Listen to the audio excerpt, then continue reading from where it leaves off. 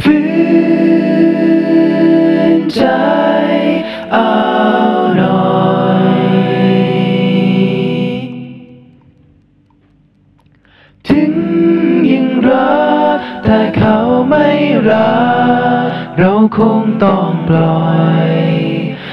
ยให้เขาไปดีกว่าแล้วมันจะผ่านไปด้วยดี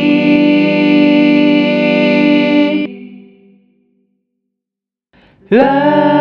วใจของเธอจะเปลี่ยนไป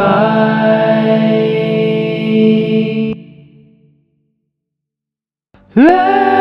ววันหนึ่งเขาจะหายไป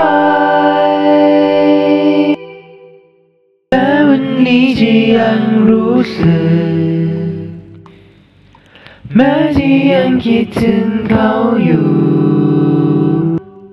ทุกลมหายใจ